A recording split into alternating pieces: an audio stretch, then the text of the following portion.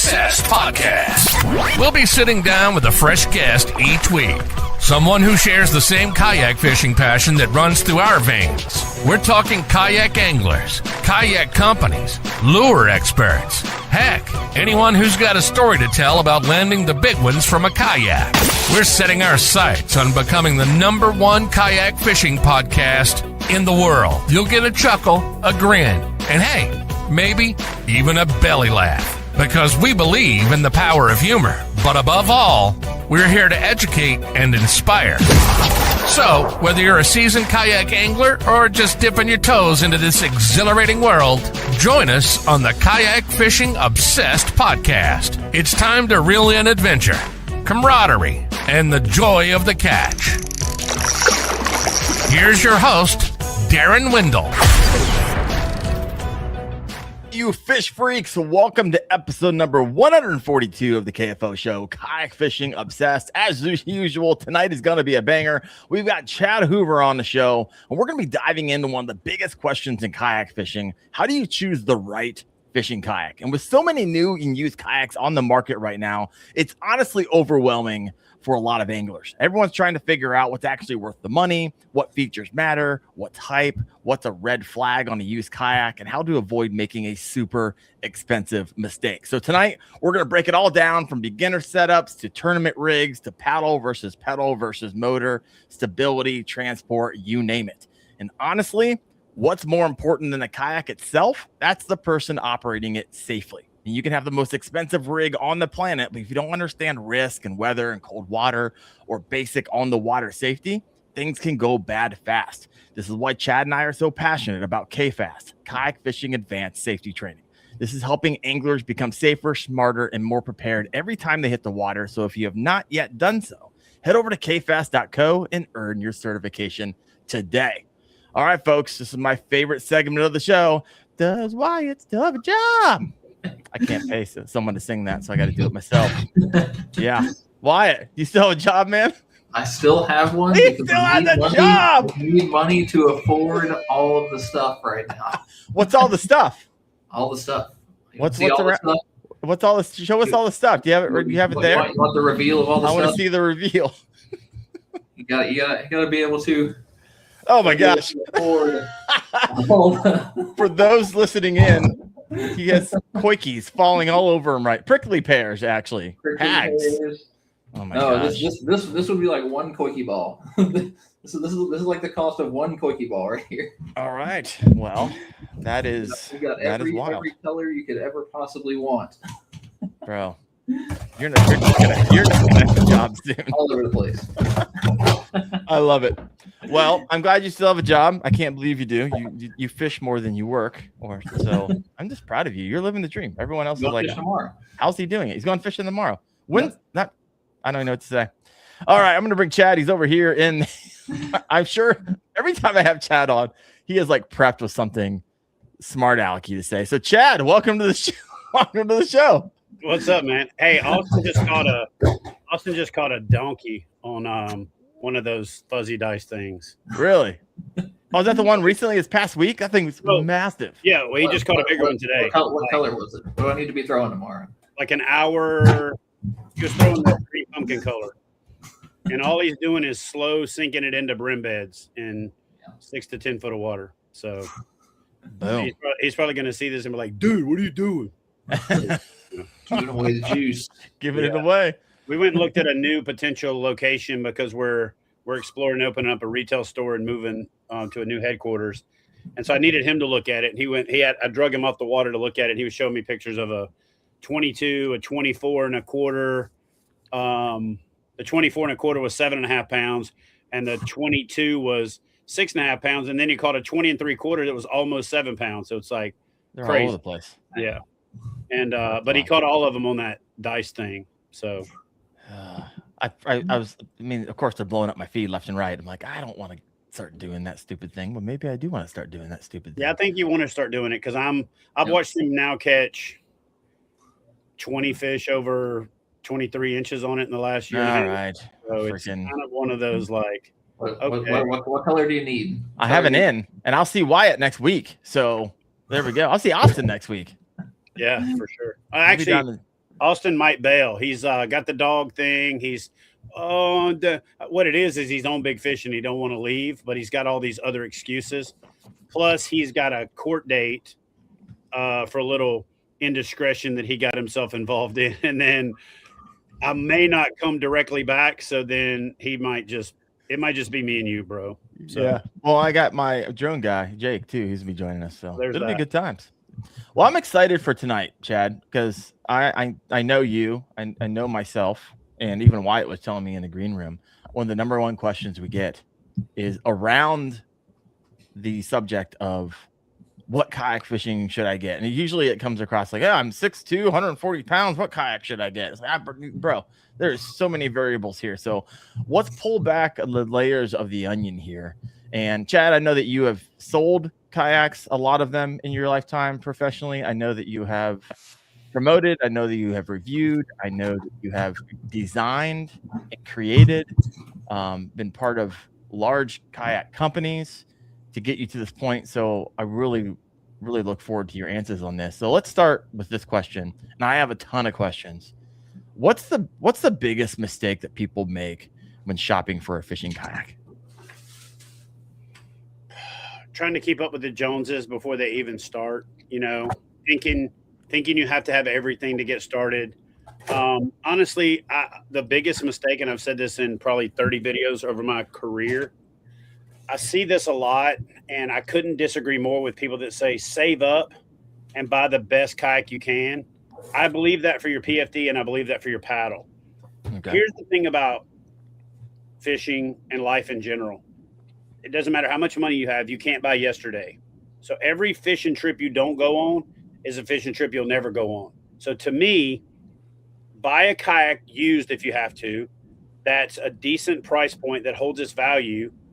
And so instead of buying a $300 kayak, buy a $600 or $700 used kayak that's a little more premium.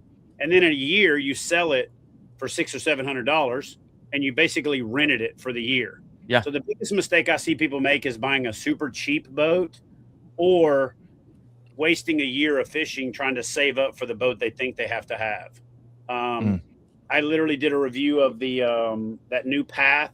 Bro, took off. It's like 50,000 views. He's posted this past week. Took off, and it's also showing a marker growth, on the back end that it's got more views per hour now than it did, the first day. And then we shot the on water yesterday, and man, after I did the walkthrough on the stand, I wanted to hate it. It felt flimsy. Some of the things like the foot brace position were off. And it was just one of those things where like, man, this thing looks so good. The deck is a little wavy. They didn't have a sacrificial keel on the keel to remove and replace it in case you drag through it. And then the keel sticks down a good 2 inches below the pontoon. So that means it's going to be going first.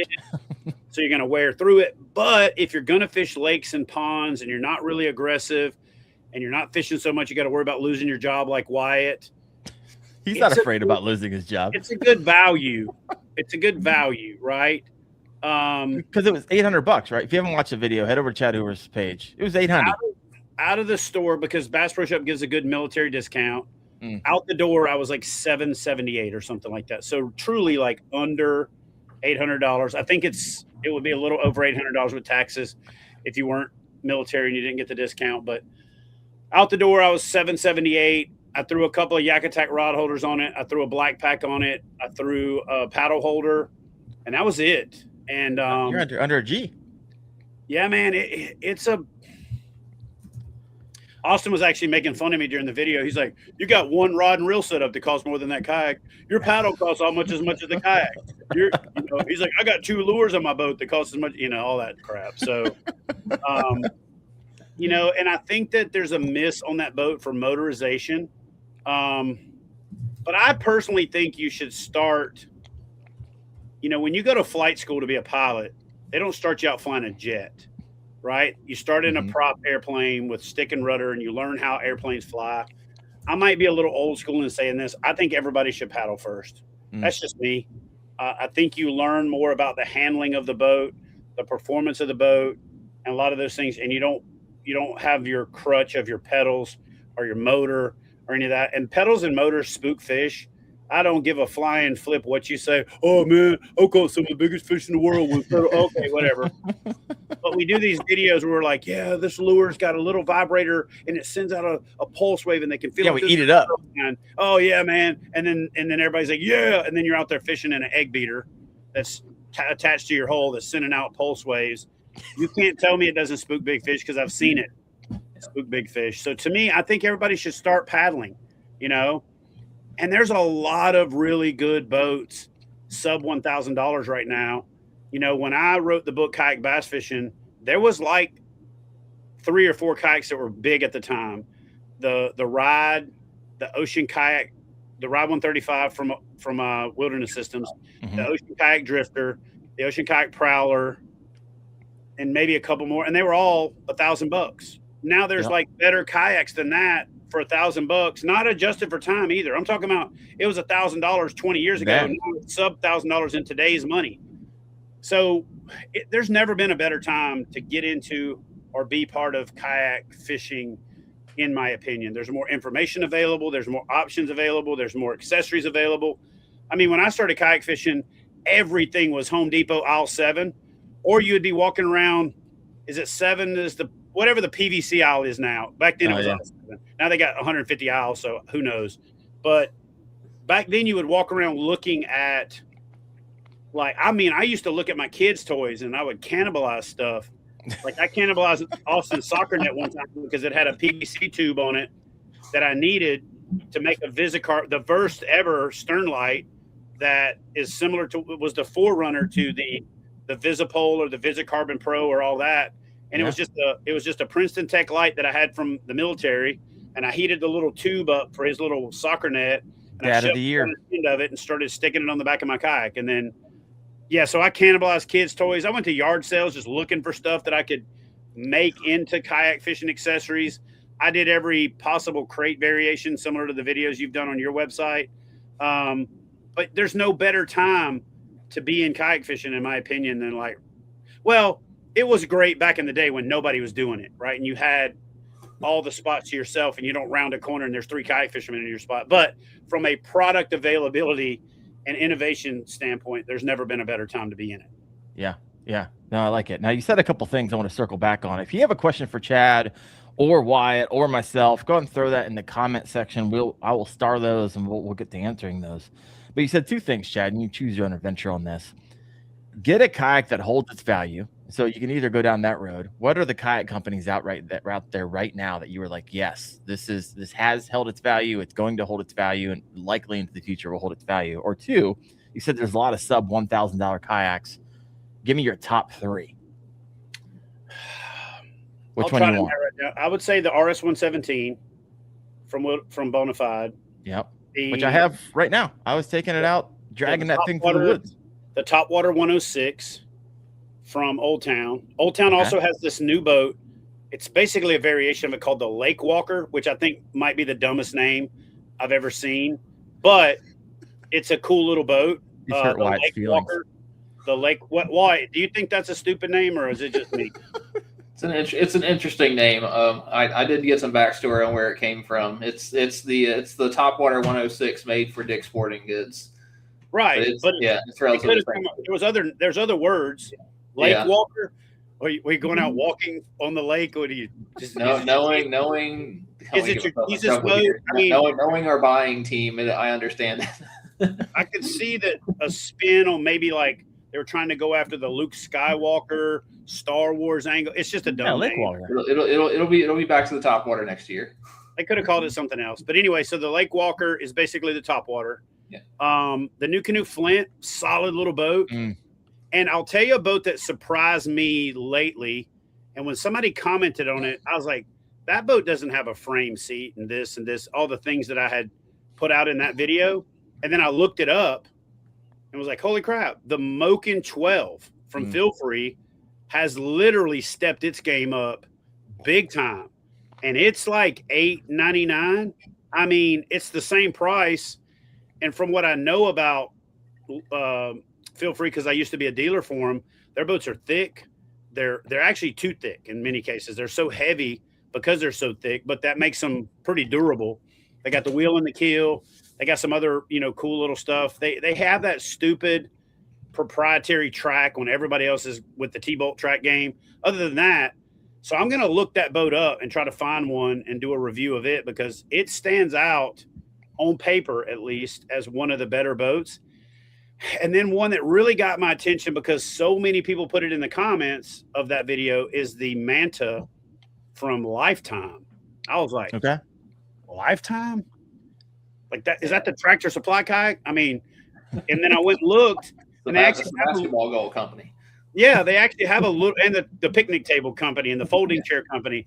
They actually have a couple of little decent boats. Like one's called the Teton or something like that. The Teton Angler is about $350. You find it on Yeah, I went to look at it, and then they got one that's like decked out with like different color rod holders and different color bungee, which is like, I mean, it's a decent looking little boat. So I'm gonna give them all a try.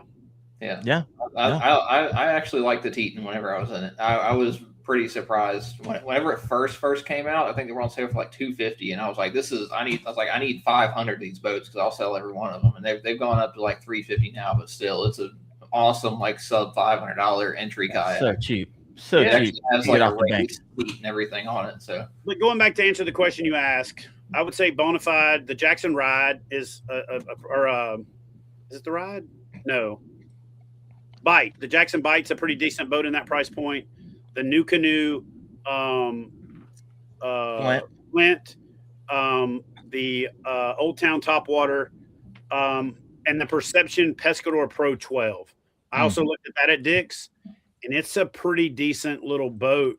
What it is it's an old Tarpon 120 from the Wilderness Systems lines that they repurposed, and so that's kind of my 7 answer to your 3 questions. So yeah, no, it's good. No, I like it. Are the Attack 120 still floating around? No. I actually called them. I'll tell you straight up, and I'll say this on the podcast. I literally called to ask them if they would bring back the the Attack 120 and 140 and the Commander 120 and 140, and I'll pay for it. I'll promote it. That's 2 of the best boats ever made is the Attack 140 and the Commander 140. So that 140 was like my first big paddle, most expensive kayak that I had. Still paddles well. It might still be to this day the best motorizing boat in the game. Yeah, the 140, not the 120, but yeah. All right, I got some comments over here. Let's go ahead and read through these. This one comes in. Bass AF 817, still my lifetime Yukon paddle kayak. Heck yeah. Jared Booth. This Chad, does Austin travel to rig kayaks? I'm about to get the Trova, and I don't know anything about rigging. No, but he does them here. If you want to bring your boat here, let him rig them, and then we can take you fishing after the fact. So heck yeah, he's my go-to. Anytime I got a question I can't figure out, I'm like, hey Austin. Soon he's gonna start charging me for all this time I'm stuck on. I mean, I hate to say it, but the pendulum has kind of swung to where what do they say? The sensei has been like, what is it? How does it work? The student has become the master. I ask him questions now about a lot of stuff, especially electronic. Yeah, he's good. He's gonna be a force to reckon with here as soon as he stops editing all Chad's videos and starts editing his own. I love it. That's my plan. You know, this there you video go. Hitting the tennis ball at the little girl, and they're like, that's mine. This one's kind of off subject, but I'm going to allow it. Bass AF 817. Question for Chad. Any thoughts on taking KBF internationally, south of the border? Yeah, we've done that. We worked with Iron Kayaker. And I was talking to the Confederación de Brazil, the fishing federation in Brazil, or de Pesca, the fishing federation in Brazil. What I did is I have focused on bringing it back and reestablishing KBF to what it should have been, doubling down on the things we should have been doing, getting rid of the stuff that we shouldn't. So to answer the question, we're going to shore up our base first. I've been on the phone for the last 2 weeks with tourism destinations about bringing back live events. We're batting 1,000 on pretty much everybody that we've talked to. We're going to start releasing dates and locations and stuff in the next 2 weeks. I'm not going to do that holdback where we go, hey guys, in November 16th, we're going to announce this. No, we're going to start when we book an event, we're going to announce it. So you can start thinking about it, start planning for it, go pre-fish for it. But we will go back international. We have Canadian partnerships. You know, we could get the Mexican. They partner with Bass Nation just because I wasn't in a position to grow. And I told Jerry, the guy that runs Iron Kacker, like do anything to move the ball forward, partner with Bass. That you don't have to partner with KBF or Bass. You can partner with both if it grows the sport. So yes, we will definitely be going back international. I want to go to Spain and Italy and bass fish. And ultimately on my bucket list I've been very blessed and got to do a lot of cool stuff. Before I die, I'm going kayak fishing for barramundi in Australia. So, all right. I like it. All right. Good question. Thank you, Bass. This is another one. Well, it's a comment from Garrett Mowry. Just picked up the new canoe U10 as my first kayak and absolutely love it. Highly recommend it. I'll be getting that one sent my way this summer. I'll be doing a review myself. I'm excited about that. Jed Morse, Chad. Thanks to Chad and others, I've decided to get the Bonafide SS 127 for $1,260 new. Boom. Still one of the best boats in the game. It sits in that dead zone to a certain extent between the RS 117 and the PWR, and we promote the PWR and the XTR so much that people forget about it. In fact, I did my favorite 3 Bonafide kayaks and forgot about the SS 127 like a dummy. And yeah, it's still one of the best boats on the market. It really is. And for that price, it's down $300 from when it released 9 years ago. So yeah. Johnny Bennett over here saying I bought a Jackson Coosa to float the Flint River. Then I got obsessed with bass fishing. I like it. Low life. Wife has the Perception Pescador Pilot Pedal 12. Oh, this is a loaded question coming in from Brew Tank Outdoors. Chad, this one's for you. What does Chad think about inflatables like the Osprey? Hold on to your seatbelts, folks. I'm a big fan. I have been kind of obsessed with inflatables for 10 years. Before the Osprey came out, I actually called Jeff Little and said, hey, I've got this inflatable design I want you to help me develop. And he's like, dude. I said, what? He goes, I've been working on an inflatable with Trey from Innovative Sportsman. So just because this is kind of how we do things, I was like, look, man, if that's the case, I'll back off. And so I gave it about 3 or 4 years. I actually did a walkthrough video of the Osprey. I think it's a great platform.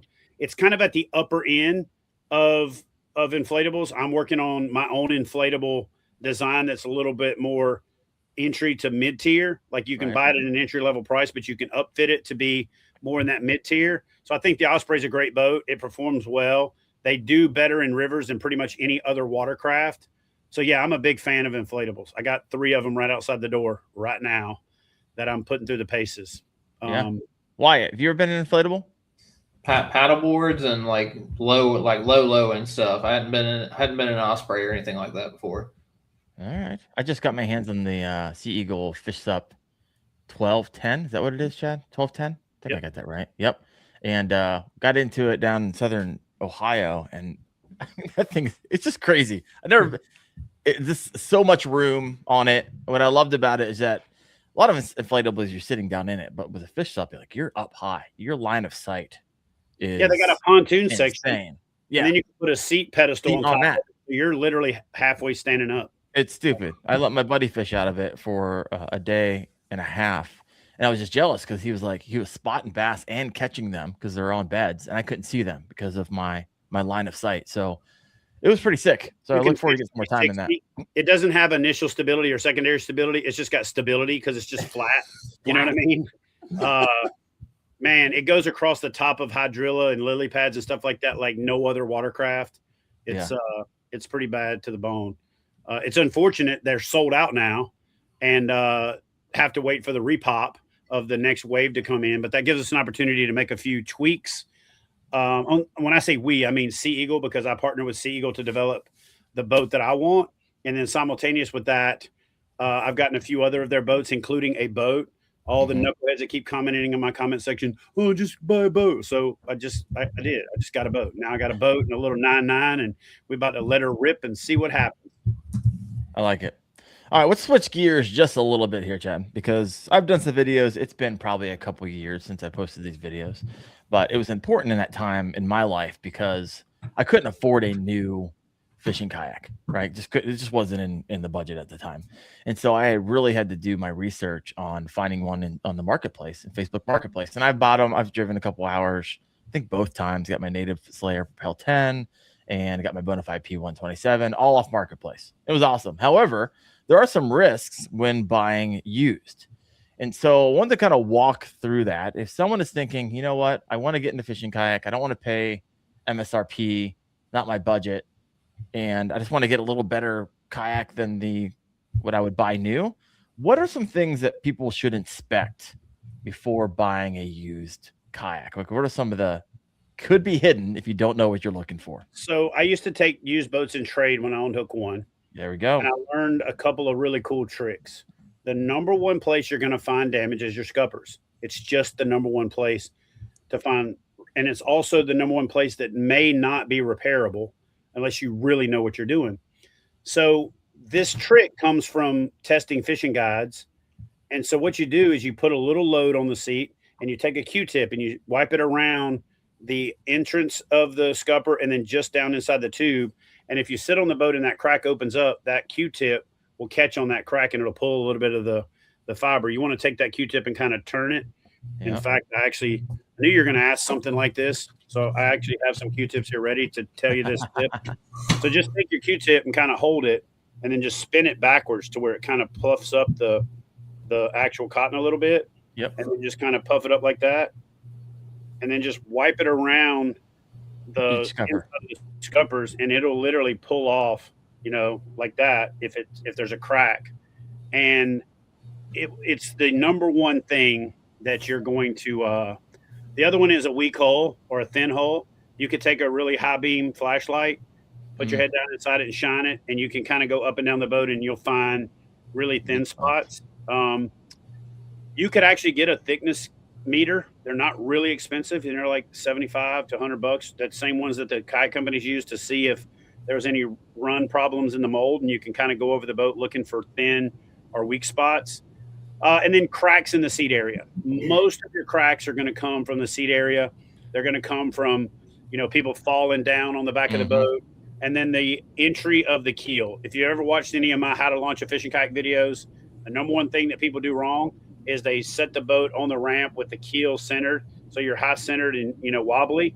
Not to mention you're kind of rubbing that boat up and down. And everybody remembers sharpening a stick on concrete when you were a kid, a spear for, cowboys and Indians or whatever. Same thing, except you're hitting the same spot over and over. Guys that load and unload their boat by taking the stern and picking it up in the back of their truck do the same thing. They're dragging that front little area, and that's a really weak spot that you can shine a light through. Get a doormat or a kitchen mat or a bathroom mat, throw it in the back of your truck, and when you get ready to load it, put your boat kind of, if this is the back of your truck, kind of put your boat at a 45, put the nose on the bath mat, and then pick the stern up and swing it around, and then you'll never damage the nose of your boat. And you can use that for changing clothes when you got wet clothes on and you want to change clothes before you get in your truck. So having a little bath mat or something in the back of the truck, it also works for loading it. So if you're loading it on the roof, you can throw it up over the door and have it come down, and it'll keep your boat. I think every fisherman should have a damn doormat or bath mat or some type of mat. The one I use, I roll up inside of a PVC pipe and stick it behind the seat of the truck. I've always got it.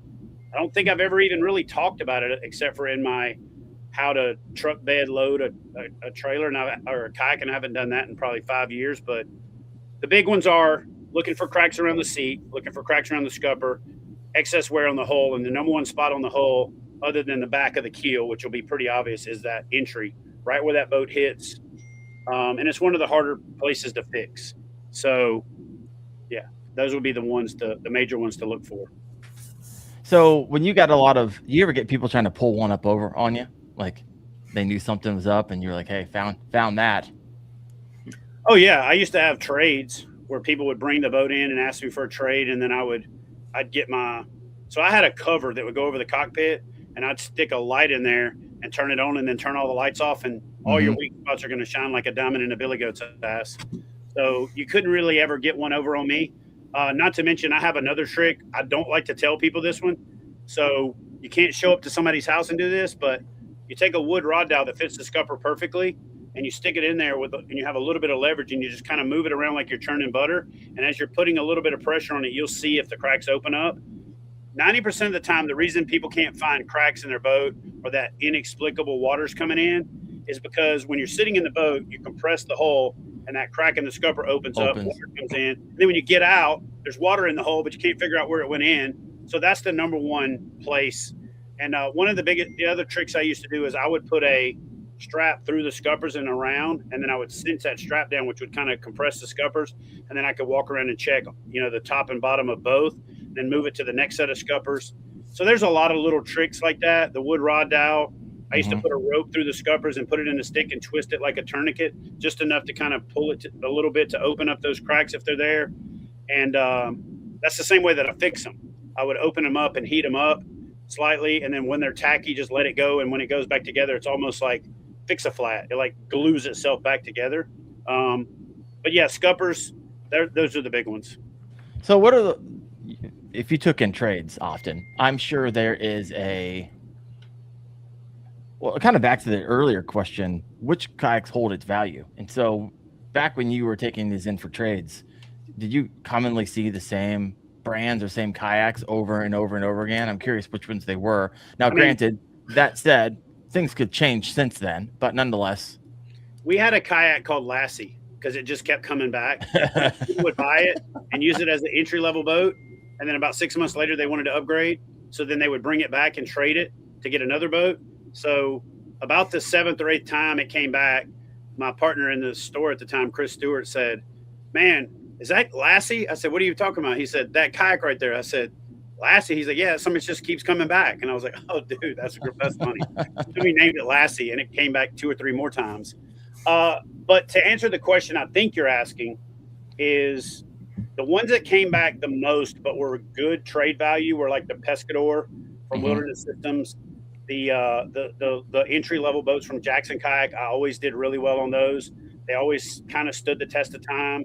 Even their livery boats like the Riviera and some of those boats, I would take them on trade and use them for people that wanted like a kind of an entry-level river boat. Yeah. The ones that were the absolute worst, the ones that I almost never, the only ones I ever like fully rejected, I would sometimes make somebody an offer that said, "Look, I'm going to have to spend a lot of time, effort, and energy to recondition and repurpose this thing. So it's only worth this amount to me. You could probably sell it for more." And so I had a few people that walked away from those kind of deals.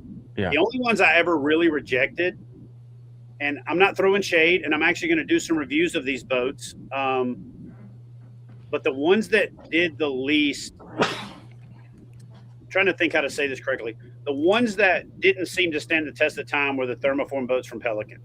Okay. Those boats always seem to have really bad wear spots.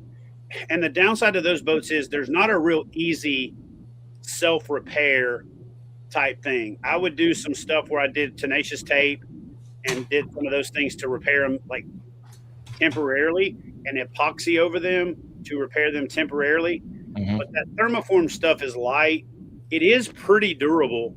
You just can't drag it up and down the boat ramp like you can with a rotomolded boat. Right. I did a video one time where I drug a kayak 15.2 miles. Yeah. In the video, and I still paddled that boat later.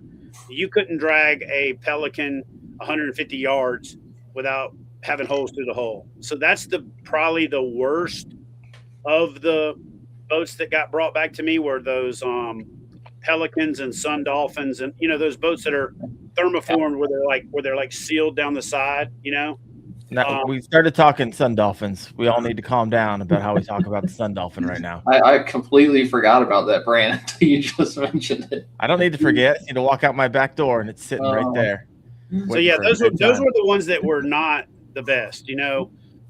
Most of the premium brands or the more kind of American-made brands, even if they had like secondary parts on them that were imported, like the seats and handles and all that kind of stuff, there would be seat issues, there would be strap issues, there would be handle issues. Those are all things I could change really easily and kind of refurbish the kayak to get, to turn a profit on it and to feel comfortable sending it back out with somebody to go fishing in. But hull-wise, from an integrity standpoint, I would say Pelican was probably the worst. Okay. Yeah. I mean, it kind of makes sense. So this is if someone brings it to you, right? Obviously, you can spend as much time as you want, but when you're going to someone's house, like taking all that time, checking all the screws and turning it over, you're just essentially telling people, screw it, just take all the time you want, do all the tests you need to do, flip that thing over. I think a lot of people, they show up to someone's house and they feel awkward, and I've never had anybody like inspect a used kayak.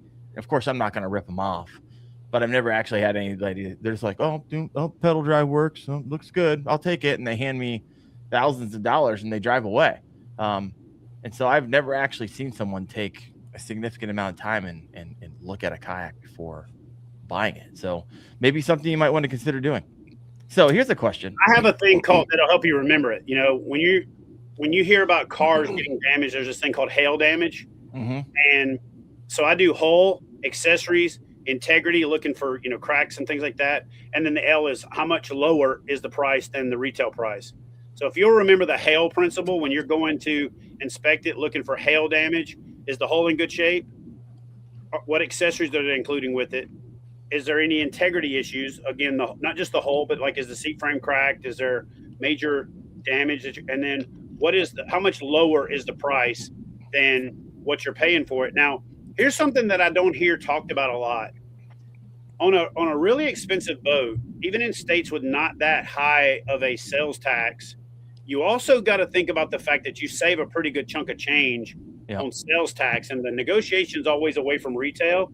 But if in your mind, you really know what you're really saving, especially on some of the $1,800 to $2,200 boats, if they're selling it for a couple $100 under retail, that's actually more like $500 or $600 in retail, depending on where you live, because you're saving the retail price reduction and you're not paying tax on it. They may have to pay tax on it. You may have to claim some kind of tax on it if you register it for a motor or something when you get back to your home state. But for the most part, that's another variable that I see people kind of overlooking in the negotiation process when it comes to selling or buying a boat, is you're not having to pay that sales tax. No, I like it. We have 90 live right now. If you have yet to do so, please hit that like button, give some extra yardage out of this. Chad, how can you tell if a kayak was stored improperly? And I guess the follow-up question is this: are like faded kayaks a red flag for you? So there's two things. Mm-hmm. One, if you can organize a demo, always try before you can buy. Have them meet you at a boat ramp. Yep. I've done this in some of my videos before. I personally would not buy a used kayak if they wouldn't meet me at the water and let me do this. It's called the push test. I put the boat on the water, I tie a rope to the back of it, and I just push it. And if there's no weight irregularities and that boat turns, you've got a warped hull. So as long as there's not any like an anchor wizard or an anchor on one side or something crazy to make that the case, if you set that boat down, take the seat out, take everything out, and just push it. Sometimes I tie a fishing line to it and push it and then reel it back in with a rod. If you push that boat and it turns on its own, help him load it back up, and then thank him for his time and carry your ass back to the house.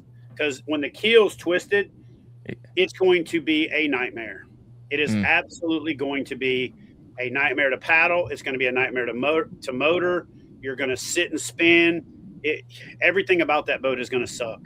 And nobody talks about the push test because nobody really wants to breach that subject. Tie a rope to the back of it so that the rope don't create drag in the water to make it go straight, like paracord or something thin you can hold up out of the water, and just push it. It'll only take a few feet, and that's something it'll turn or it'll go straight. And if it goes straight, then throw the seat in, throw some accessories on it, and then paddle it for real. But if it don't, run. Yeah. Red flag. Now, on color, it depends on the color. Your reds, your purples, your really whatever in that red and violet spectrum, they fade faster. So they turn like, they look like you washed your drawers with something pink or your t-shirt with something pink and they got that tingy color to it. So those I wouldn't worry as much about. What you're more looking for is there enough oil still left in the plastic to reconstitute the boat? So what I would do is tell the person, hey, I want to flash test this boat. You can flip the hull over. You can do it on the side, but take yourself a little benzene torch with you and just kind of fan it. Don't point it directly at the boat and burn a hole in it, but just kind of fan it. Sold. If some clear coat comes to the top, then you can flash that whole boat and it'll reconstitute. It'll improve the look. And sometimes people want to sell the boat because it looks bad. And if you know the trick of flashing a boat, which is to take a flame and kind of kiss it to bring some of that oil back to the surface and then hit it with 303. The other thing you can do is just take some 303 with you and a sponge and spray that sponge down with 303 and wipe it down and then wipe it with a dry rag.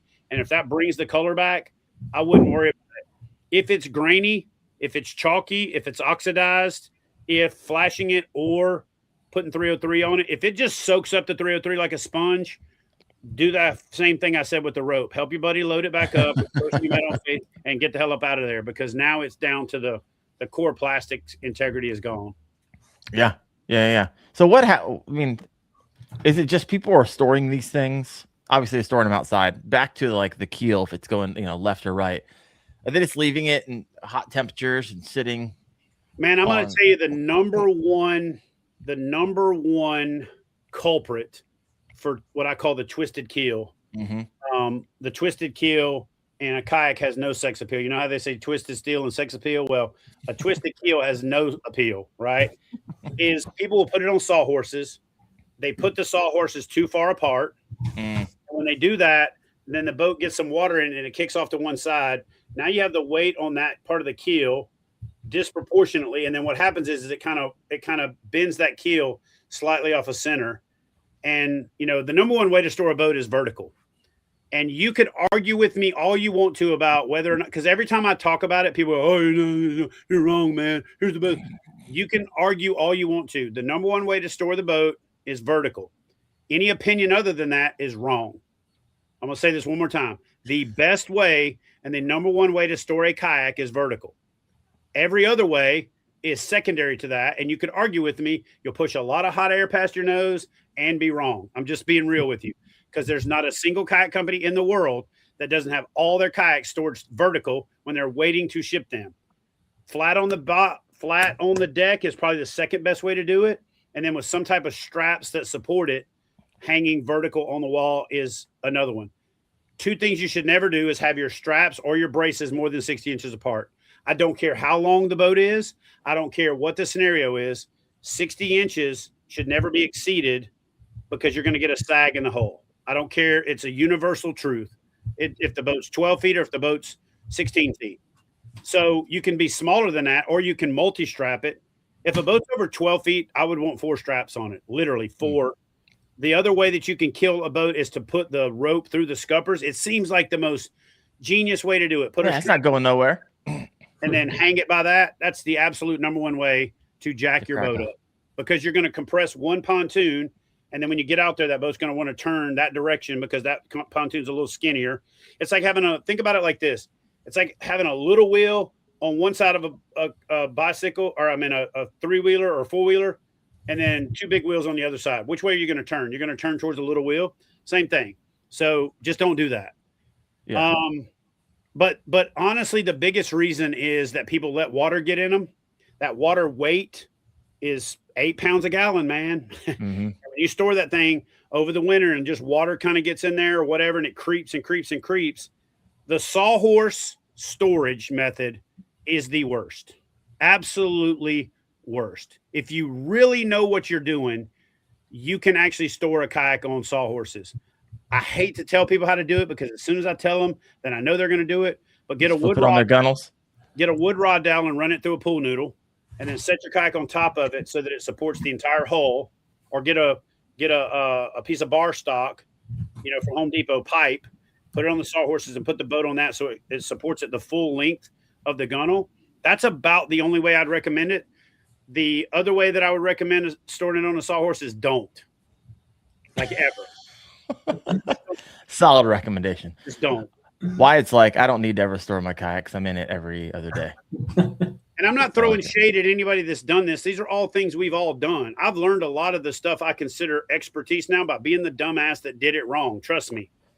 I've pulled boats out. When I first got blessed with the ability to have multiple kayaks, I was the dumbass that leaned them up against the side of the house in the back because I thought, I don't want it to fill up with water and stuff. And then I get out there and one pontoon's compressed completely in. The boat's constantly wanting to turn left. I had a boat I nicknamed Lefty because every time I went fishing, all that thing wanted to do was turn left. So I've learned a lot of this stuff the hard way. Plus, I owned a shop for a long time, and people would bring me their boats, and I would do like, how when a dog looks, I go, how in the hell did you do this? And they're like, oh, yo, man, it's been stored perfectly. You know what the first thing that I do when somebody tells me that they've stored their kayak perfectly?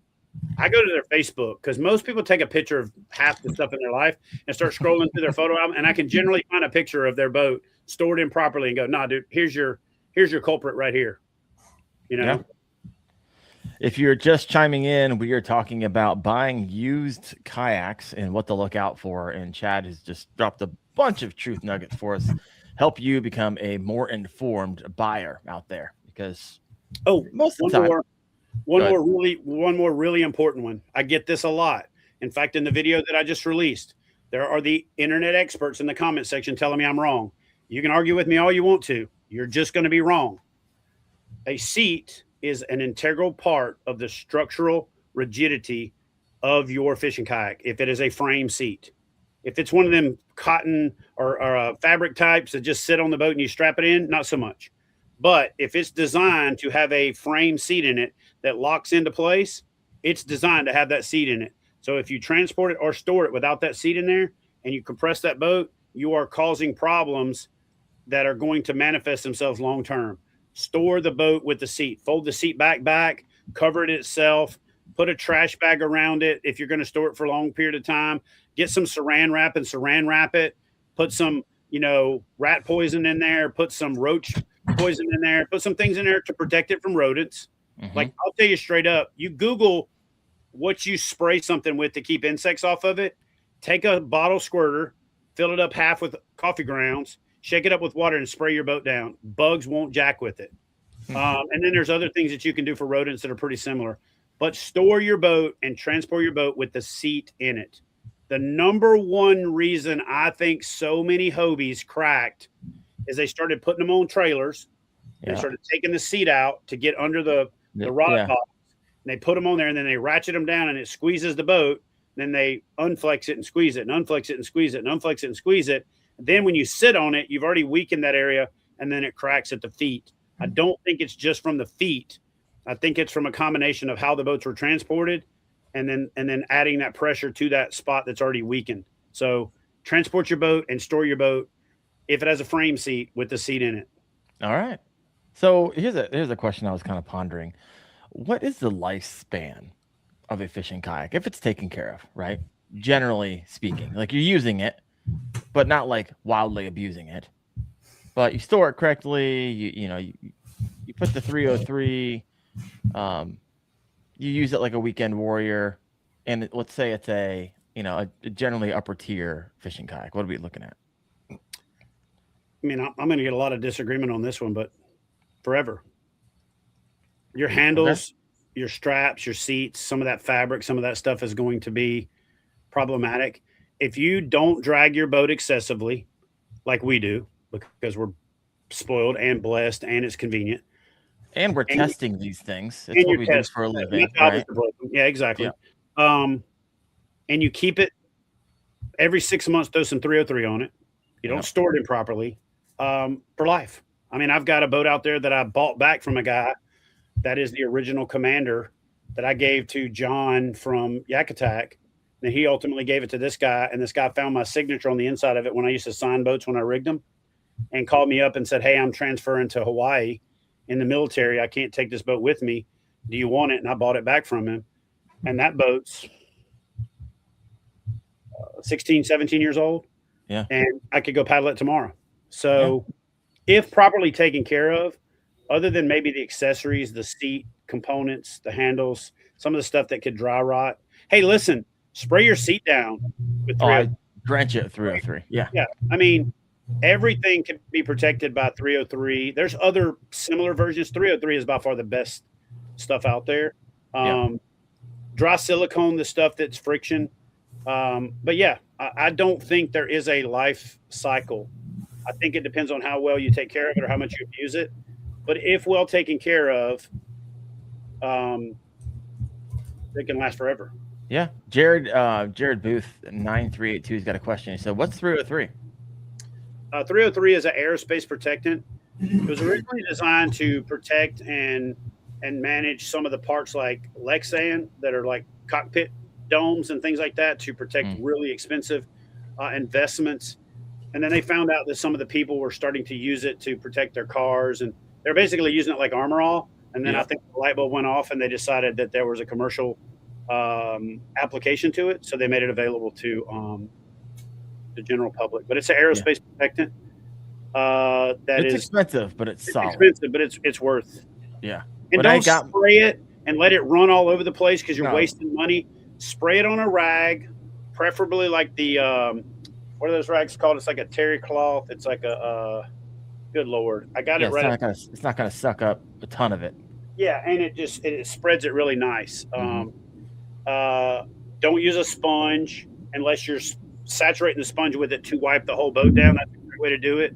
But yeah, it's the best. It literally is. I use it on my truck. I use it on my wrap. I use it on a lot of other stuff. And you can help reconstitute something that looks bad with it. I sprayed on my black packs. I sprayed on my seat. I did a fade test earlier this year. I should show it, but I just did a fade test where I put 2 black packs out in the sun, and one had both of them had orange lids. I sprayed one with 303 and one without it.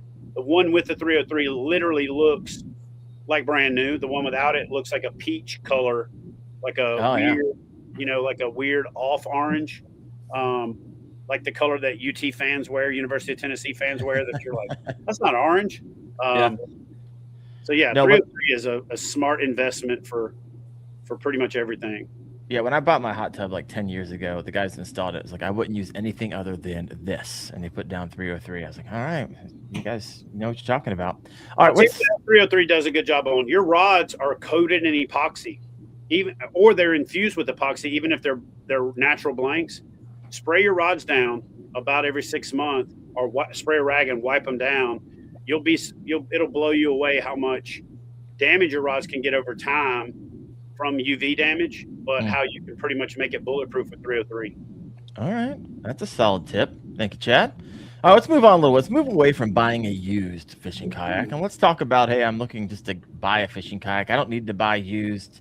I've saved up. I'm just ready to pull the trigger. However, it is information overload. Everyone, their mom has a video about a review about the latest and greatest. And so let's just start breaking this down a little bit, and let's talk about features, right? What features, in your opinion, are mostly hype, but you keep seeing them? You put it on kayak after kayak after kayak. Might drive you a little crazy. Is there anything like that? Yeah, there's a lot. Go. Send it, Chad. Name names. You know what's crazy is I'm the guy that came up with tracks.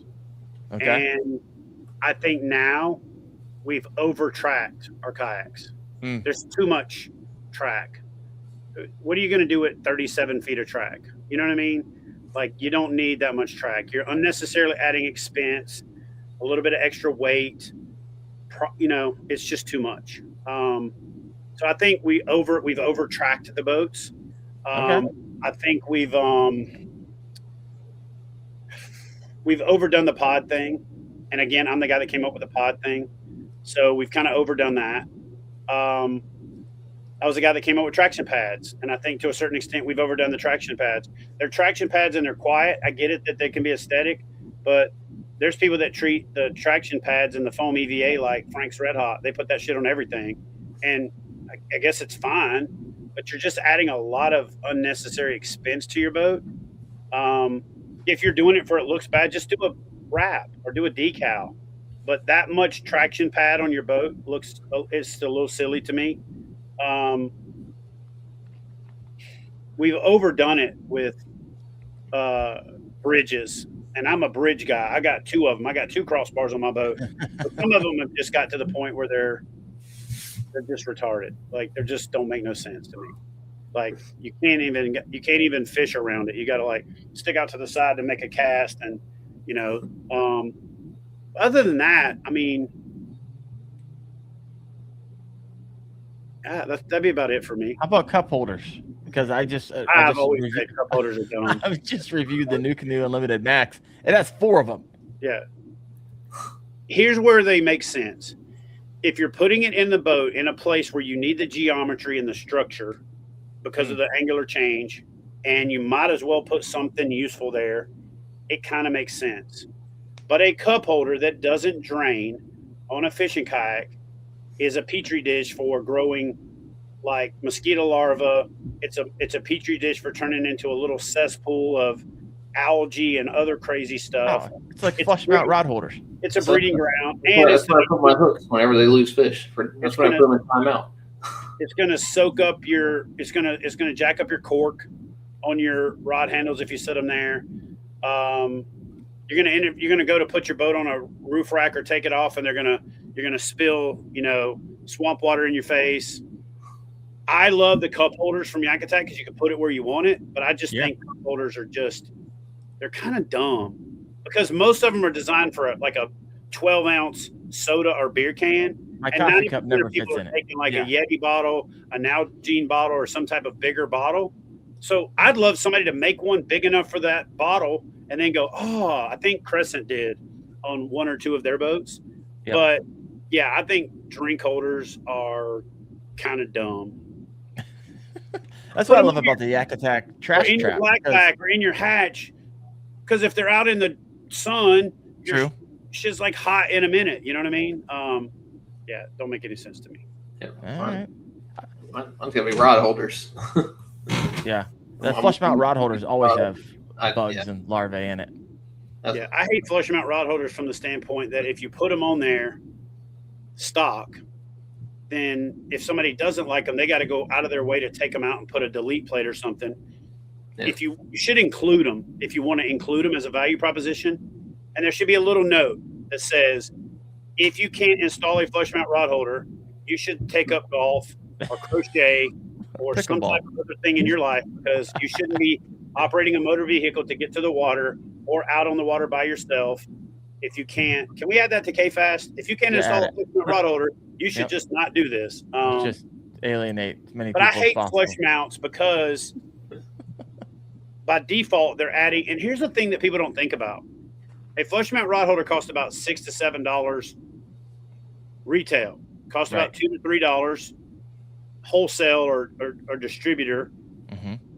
But when you put it on a kayak, you're paying for the labor, you're paying for the markup, you're paying for the time, all that stuff. And then what happens is, by the time that gets to retail, it's triple, because you got to add that value from the manufacturer to the distributor / retailer to the consumer. So it's doubled or tripled.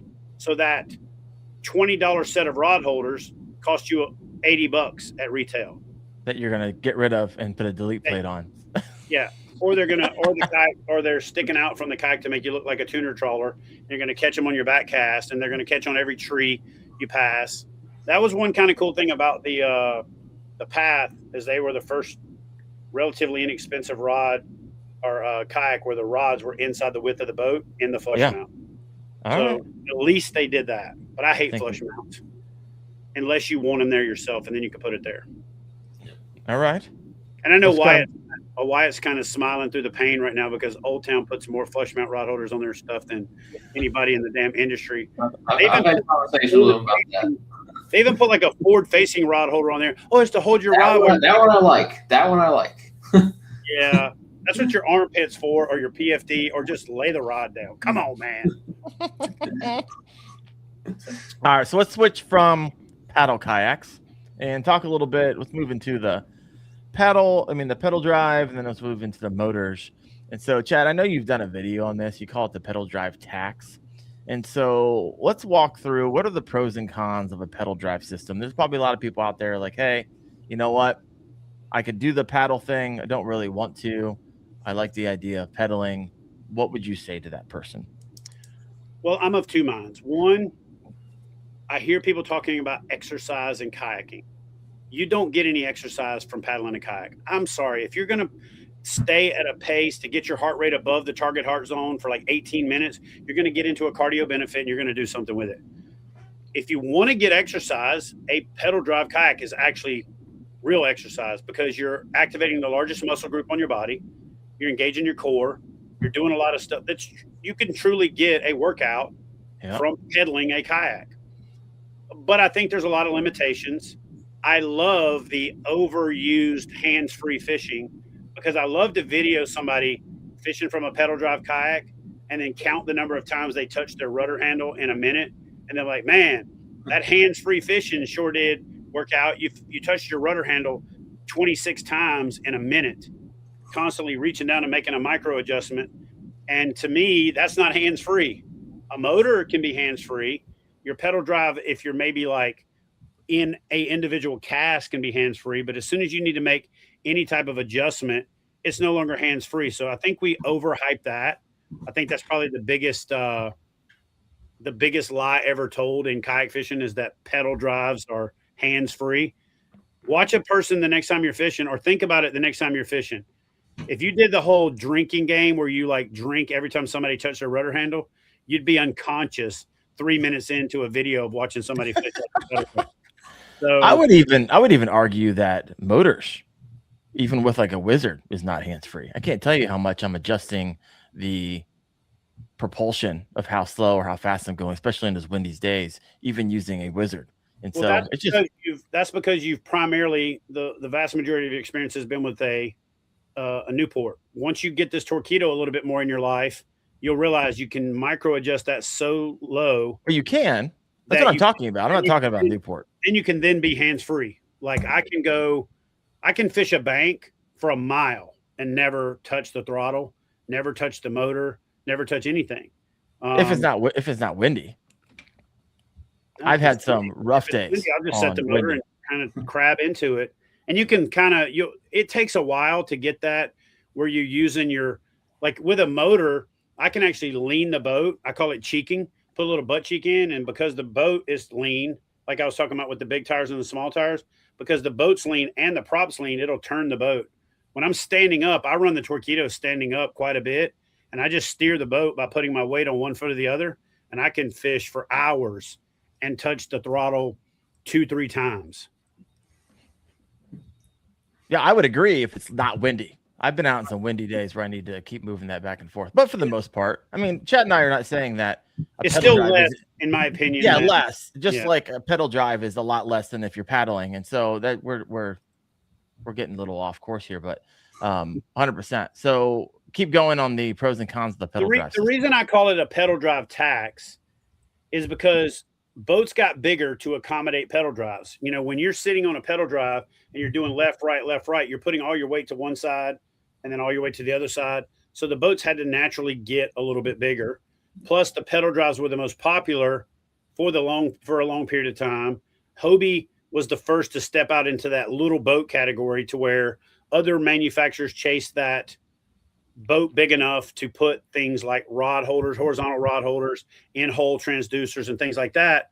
So because those were the boats that had the most volume and had the most ability to add batteries and electronics and all those things that anglers wanted, they were the ones that naturally anglers gravitated towards. Mm-hmm. So when companies like New Canoe came out with the Unlimited, and then Bonafide came out with the PWR, and then ultimately the XTR, it kind of validated the point that a lot of people were buying these pedal drive boats to just put a motor on them. I also run into a lot of anglers at boat ramps, and I can't tell you how many times I've run into people with a Native Titan, a Hobie, an Old Town, where they have pedals, but they've thrown a motor on it, and they leave the pedal drive in the truck or it's at the house somewhere. So to me, that's the pedal drive tax, because you're paying for the pedal drive itself. You're paying for the rudder handle, the installation, all of those things that cost money at the manufacturer's level, which run the price of the boat up pretty substantially. And so if you're not going to actively pedal and you're only buying that boat because it's a boat and you think, oh man, I'm going to have the pedal drive as a backup in case my motor fails. How about just buy a better motor that ain't going to fail on you? And then I've literally seen and been with tons of pedal drive failures. I've towed people with pedal drive failures, mostly Hobie, not throwing shade, but back when the 360 first came out, there was a lot of people that had their drive seize up and break, and the little band broke in it. I've towed a lot of people in a pedal drive kayak. I've maybe towed 3 or 4 whose motor shut down, and that was either like a Motor Guide XI3 that the person used shitty wire and it caught on fire. Yep. Or like a Newport. And I'm not throwing shade, but I've had a lot of people had those motors fail, or they've said, oh, you get to use any battery you want to. So they buy a cheap battery. Now you got this really expensive motor and a cheap battery, and then the battery fails. How's that motor working for you with that cheap ass battery?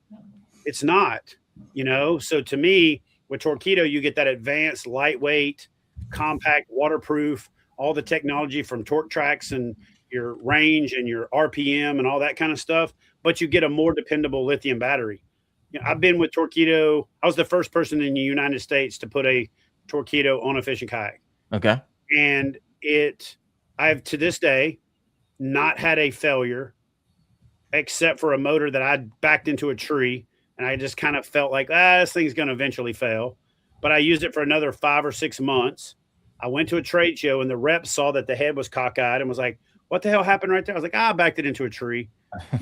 Dude, you can't be showing this motor off like this.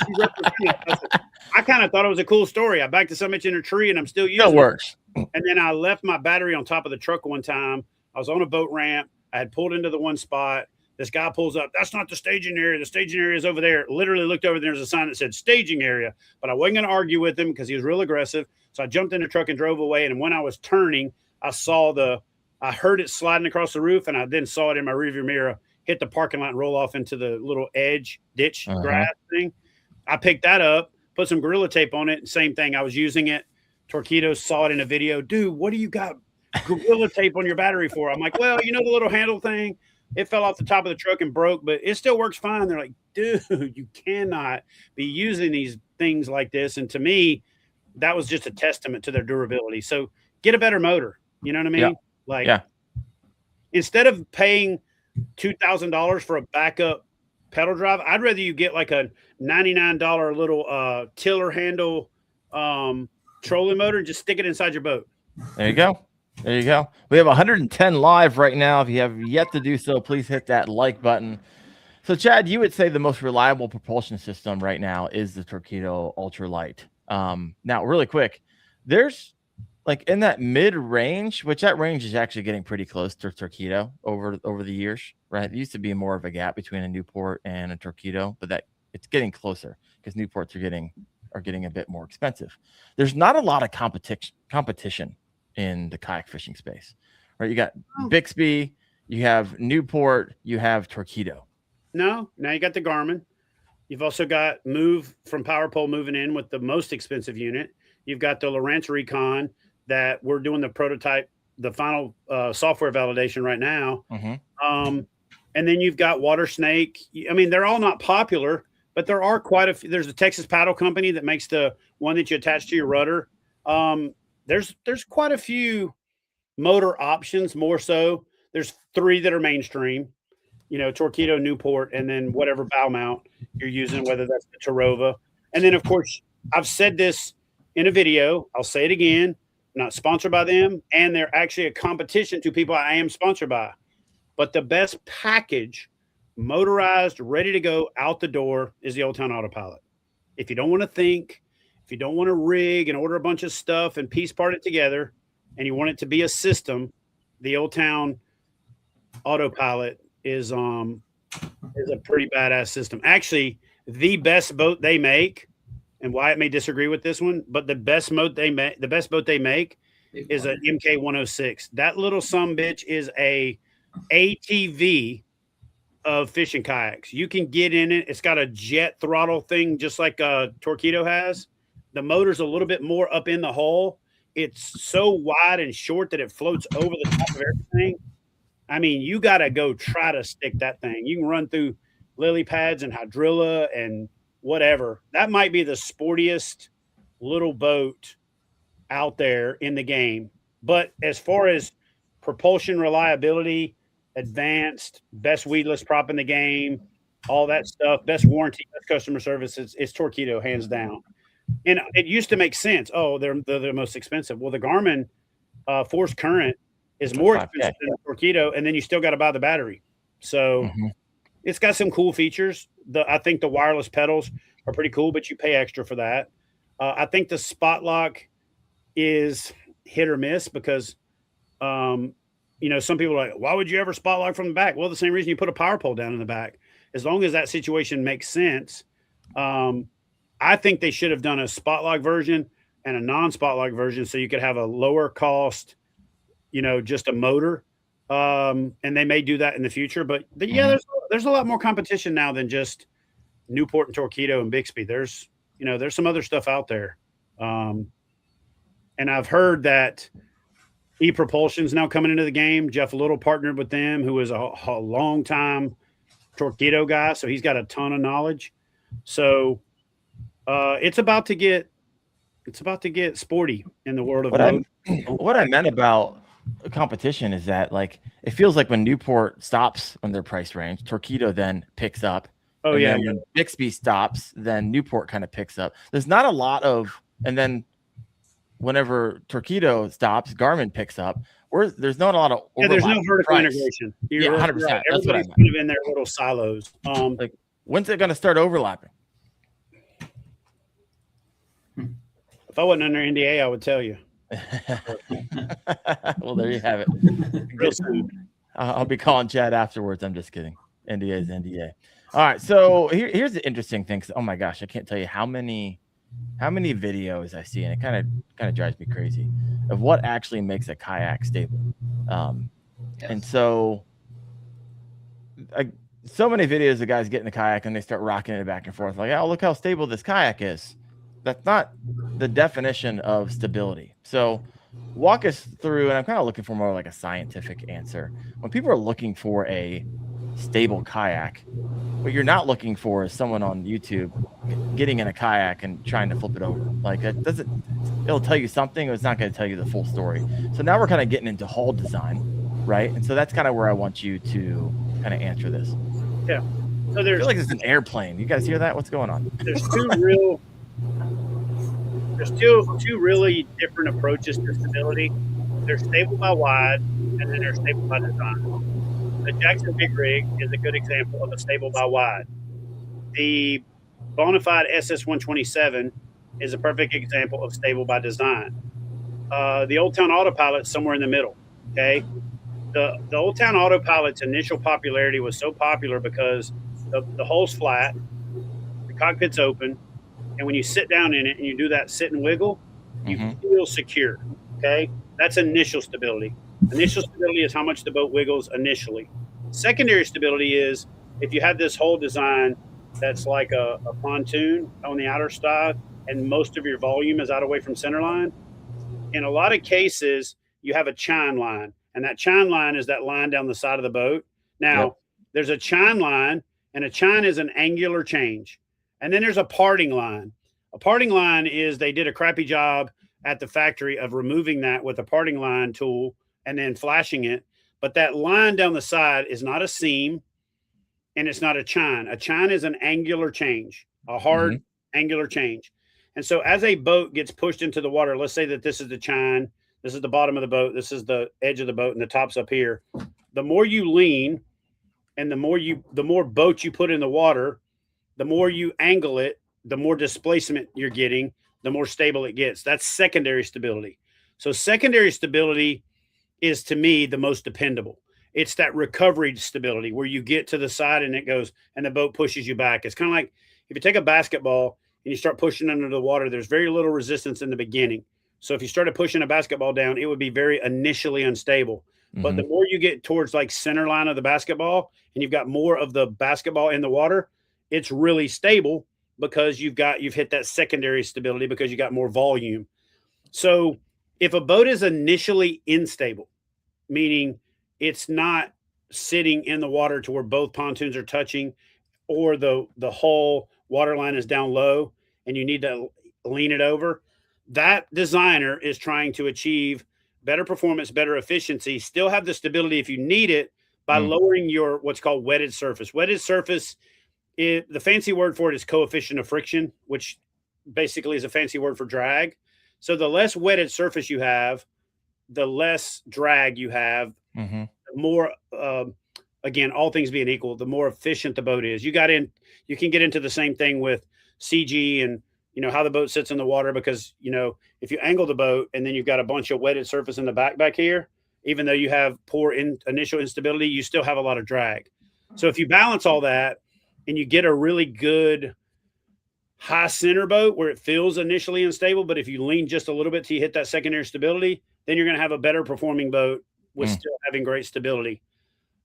Of the boats on the market that I can think of that have the best kind of balance of the two, would be the New Canoe Unlimited and the Old Town Autopilot. They're the two.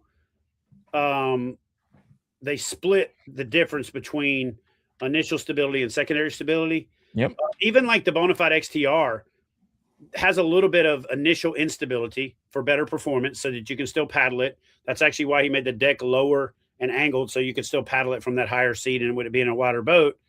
But when you really lean it over, that pontoon hull kicks in and you get a lot of secondary stability. With a boat that's designed for a combination of the two, you actually get to that tipping point faster, where if you get way out, it's kind of like stepping on one end of the skateboard and it'll shoot out from under you. So those two same boats that I talked about, the Autopilot and the New Canoe, you could get to the point where you're past the point of no return. And as long as if you don't fall off the boat, you can take the boat over with you. Whereas some of the bigger boats, like your Hobie Pro Angler, your Autopilot 136, not the 120, the bigger one, because the tank well carries out so far and it's wider in the back. It's kind of like a wrestler when they spread their feet apart and sprawl to keep you from being able to take them down. You get that stability out in the back. And then the SS 127 was a really good boat, like I said, where we tried to maximize that secondary stability, but still have a low wetted surface, so the boat still paddled well for a 12-foot kayak. And another boat company that does a pretty good job of kind of splitting the difference is Feel Free. They call it the trihedral, where they've got the center pontoon and the two outer pontoons with the channels down the middle. It would have been better to kind of open the middle up and be a little bit more catamaran style, but they wanted a shorter boat to track better. So they threw the keel in there and the two pontoons. Yeah. And honestly, Crescent does a really good job also of splitting the difference, where you've got some performance, you've got some secondary stability. Wilderness Systems used to be the best in the game at it, and they just kind of Wilderness Systems is like that girl that you knew in high school that was smoking hot, and then you saw her at your 20-year reunion and you're like, what the hell happened to you? Oh my God. You know, whenever Chad starts something where he says something is like, something ridiculous is coming out of his mouth next. 100%. Oh my gosh. Yeah. So anyway, so here's a question from stability question. It does. Stephen Sturgeon says, does length contribute to stability? 100%. It contributes to stability in the standpoint of if the stable features continue throughout the hull, then yeah. If you got a super wide boat in the center and you make a little skinny tail on it, making it longer, it ain't going to make it more stable. If you carry the pontoon, the volume to the stern, it gets way, way, way more stable. Just like what Hans did with the XTR. Is he basically took the PWR concept, put a bulbous nose on it to shed waves and shed water and all that kind of stuff, and then continue the volume further back in the stern, because they're literally the same length. So when you think about it, that's a perfect illustration of the length can carry more stability or the length can't carry stability, because the XTR is so much more stable than the PWR just because it carries that volume throughout more of the length of the boat. Yeah. All right, let's switch gears a little bit. We're at 1:20, and we'll start landing the plane in a little bit. But I got a few more questions for Chad. Chad, what is the worst buying mistake you've ever made when it comes to a kayak? Buying everything. What's the worst kayak that you've ever been in? The worst kayak that I've ever been in? Now, I got to qualify this question before I answer it, so I don't get strung up on social media.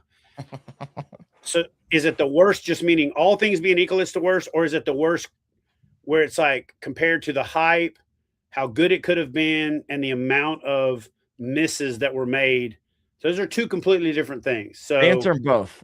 Oh, I knew you were going to say that. I want both. You teased both out there.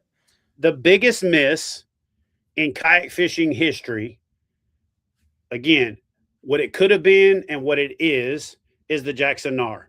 The Jackson Nar had all the potential in the world to be one of the best boats, not just that Jackson ever made, but one of the best boats made. They missed on durability, they missed on weight capacity, and they missed on layout. Like, you got these horizontal rod tubes to store your rods, but if you choose to use the pedals to steer it, you can't use your horizontal rod tubes. They got the tri-track that they came up with, but they put it in a few cool places, and they put it in a lot of places that weren't so cool. And then they had this really nice, like, tackle management locking system that worked with it, and they never promoted it. So the biggest miss overall, like all things being equal, is the Jackson R. Now I'm about to get strung up. And listen, You can't pull it back now. you guys want me? No, I'm not talking about that. I'll stand by that one. Here's the one I'm gonna get strung up on. No, that's what I'm talking about. I firmly believe this. You're asking me my opinion. It is a qualified opinion with a ton of experience. So I'm going to say this boat is almost what it could have been and the worst boat I've ever been in. And dude, there are people that love this boat.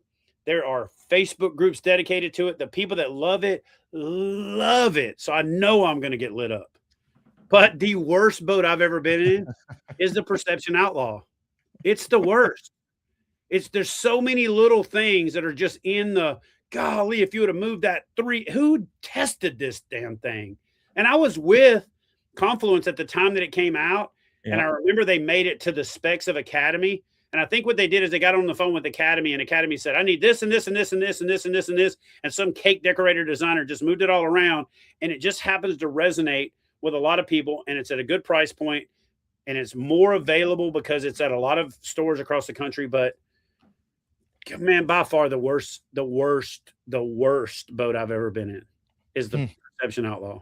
All right. And listen, I will tell you, hate me. If you love it, go ahead. I'm just saying, for me, for my bougie calibrated ass switch, for being in kayaks and loving everything about them, it just has got a lot of the rocket holder rod launchers don't make no damn sense to me. The seat bar, the cockpit configuration. There's just so many. It could have been. So at the low end, it's the biggest miss because of what it could have been. And then at the higher end, the Jackson R. All right. Wyatt, any thoughts? Before I move on to our next question. You're not gonna throw the Sun Dolphin in there? You know what you're getting with a $150 Sun Dolphin. You're getting $150 Sun Dolphin, $150 Sun Dolphin. Yeah, that's a disposable kayak. You're buying that thing to use it a couple times and literally cut it up with a Sawzall and put it in your recycling bin. You know what I actually use it for now? Like, it doesn't come out unless I'm going adventure fishing. There's some places around here where I literally have to take a machete because I'm going 100 yards through the thick to get to a lake that no one else fishes. That's the only time I'm breaking that thing out, because it's like it starts at a point and it ends at a point. And so when I'm dragging that through everything, that is what I use. You know what a Sun Dolphin's good for? A flower bed. Make a flower bed out of it. That's about all. Need to calm down now. Let's talk about something we haven't talked about yet. Let's talk about warranties. This is the afterthought of most people whenever they buy a fishing kayak, not really think of the warranties that come with it. Each company is a little bit different. Chad, are you aware of, I mean, you've worked in the business for a while, and imagine even owning the shop, you've had the warranty kayaks before. Are there some companies that are better than others? What to look out for as a consumer? I mean, I'll tell you the trick. Oh, here we go. All the company you're thinking about buying a kayak from, yeah, act like you got a warranty problem with the kayak you bought from them, and you're going to find out. Now, I'm going to put that and say, if you have a warranty, don't call the kayak company. Let me clarify that. If you drive a Ford and you wake up in the morning and go outside and your Ford won't start, you don't get on the phone and try to figure out the number for Detroit, Michigan. Mm-hmm. That's the manufacturer. The manufacturer's customer is the retailer. The retailer's customer is the consumer. So we have gone too far with manufacturers trying to help consumers to the point that we built this unrealistic expectation. They're not set up for it. they don't ship one boat at a time. They can't really help you. They don't ship one part at a time. Primarily, they ship batches of stuff to dealers. And if done properly, you can call your dealer. Your dealer can call the company, and then that you can walk in that store and get a part that they have in stock or a boat that they have in stock, and then they deal with the company. Because who's going to get a little further along with a kayak company?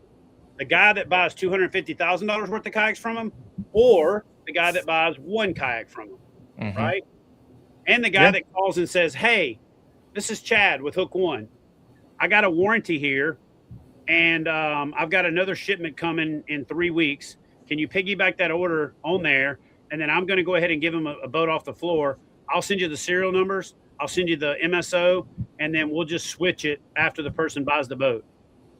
If your dealer won't do that, get a new dealer. You don't have a dealer if they won't take care of you after the purchase. You have a outpost pickup location. Stop buying boats from dealers that won't take care of the customer. And dealers, listen, hey, dealers, if you're out there watching, listen to me. Stop carrying brands of kayaks that you can't do what I just said. If you can't call the company and say, have me a warranty replacement boat on my next order, drop them. Because I'll tell you how it worked when I had a shop. Somebody walked in my shop. I'm like, hey, man, I know you've got a camo. I'm sold out of camo. It'll be 3 weeks till I get more camos in, or I can give you that color right over there, right over there, right over there. And then I'll take care of the deal on the back end. And then I would call the company and tell them what was going to happen. If they said, oh, send me the pictures for the warranty, I'd be like, listen, who's going to review those pictures that's better making a determination than me? Oh, yeah, that's a good point. If I can't make the determination of whether or not it's a warranty, I shouldn't be a dealer of yours. And if you won't give me a new boat, then I shouldn't be a dealer of yours. And then they would go, yep, no problem. Here's the, they added it to my PO, my purchase order. And it was on the next truck. And there was even a few cases where I only had a couple of colors, and the person was like, damn, dude, I just don't know, man. That's an ugly boat. I tell you what, use that boat. When the new boat comes in, I'll make that one a demo, and I'll switch out with you. You just can't make any permanent modifications to it. Okay, deal. No problem. If your dealer does not take care of you, then find a new one. Find a new one. Or but test that. Ask the question ahead of time. Hey, what happens if I have a problem with this boat? And if they tell you, oh, you can call Bonafide, or you can call Native, or you can call Old Town, and they'll take care of you, leave. Yeah, 100%. So whenever you were a dealer, did you ever fire a kayak company? Amen. Now, I will tell you who I fired. Wyatt, I'm sorry. Oh, here we go. But listen to me here. They got enough of a backlash from it over a 3-year period in and around when that happened that they're better now. So I fired Old Town. When they had the Predator and the MX was the two big boats, I was using them. The MX came with, when they rotomolded that boat, they didn't get enough plastic in around the back of the seat pan. They had there's a thing called a rotational program where you program how long it rotates this way, how much it tilts. So they just had the program off, and there was a couple hundred boats that went out. I happened to get like a bunch of them because I was on the leading edge. And one of the Old Town people told me after I called the rep, and the rep's like, man, I've gotten as far as I can go. And I did what I said I was going to do. Hey, I'm going to give the person a new boat, and you're going to get me a replacement. I called Old Town. Old Town basically told me, well, you seem to have a disproportionate number of warranties, so we're not just going to blindly give you replacements anymore. I'm like, I have a disproportionate number of warranties because I was the first guy to order 60 boats from you. Right. And I was on the leading edge. And if you can send a rep over here or fly somebody down, we can talk about it. So then, I'll tell you, I just said, I called the rep. I loved him to death. This guy's name was Dave Ernst, and he was a Duncan Lewis rep that repped a whole bunch of brands and a bunch of people in the industry. And Duncan Lewis had been around for, 40 years. I said, Dave, I can't sell these boats anymore. I can't sell these boats if I can't tell my customer if they have a problem, they're going to get taken care of. So I booked a truck myself, had the truck come there, and I sent all them boats all the way back to freaking Maine on my dime, and told them I put a note on every one of them, and I ain't even gonna tell you what the note said. I can just imagine what it said. I can't tell you what it said in mixed company, and I wrote a note. I hand wrote a note on all 61 boats that I had. But oh my gosh! Since they became Old Town now, yeah, they got their stuff together. They were brand new in that they had just started. They took Ocean Kayak, moved it into the Old Town brand because they knew, well, Ocean Kayak, people think, well, I want a freshwater boat. Like, it's a kayak, it floats. It's just called Ocean Kayak. Well, they realized that brand name didn't resonate with, bass fishing and inland, and kayak fishing started saltwater and kind of moved in to freshwater and to bass fishing. So they merged it in. So they were kind of just getting started with Old Town really selling fishing kayaks. Old Town had been primarily a canoe company for 40 years prior to that. And they had like one sit inside kayak called the Vapor. Other than that, they didn't really have that many boats. So I give them the benefit of the doubt now. If I was to become a dealer today, I would carry Old Town again, if that makes sense. But yeah, for a while they were the worst. Jackson sucks. Just gonna be real. Love everybody there. They're the worst right now because they do everything they can to say, oh, we'll give you a hull and we'll charge you this much for replacement, and you can get a pro-rated this. And it's almost like they do more work to keep from doing the warranty, and people just give up on it. Like, there was a guy in the 10 that is now on a pro staff from another company that used to be on the Jackson pro staff, and as a pro staff member, got so frustrated with the process of trying to get a boat replaced that was 100% a manufacturer's defect that he left. So it's a pro staff, right? Yeah. The guy out there repping your brand. So they're probably the worst. I would say the best in the game right now, and I'm not saying this because I'm affiliated with them, is probably Crescent. Maybe because they do lower volume, and maybe because they're more of a boutique brand, they get away with doing it more. I would say Crescent's probably like the no questions asked, stand behind the product. They understand the negative impact of somebody out complaining about their boat. I would say Big Adventures between Native and Bonafide is, top two for sure. Maybe even better when you consider that they've got way more expensive boats. We'll see if Crescent maintains that now that they've got like the Crest Craft and some of those boats where they got to really swallow, hard when they replace a $3,000 boat or whatever. But as of right now, I would say Crescent's probably the best. Actually, I'll back up. Jackson's not the worst. Pelican is. So Pelican's the worst boat and the worst warranty. Jackson's the worst of the mainstream. And then there's kind of a smattering of the other boats out there. Feel Free's really good. New Canoe. New Canoe's great. Like, actually, you know what? New Canoe's probably the best, realistically, because they know they've got a very niche audience.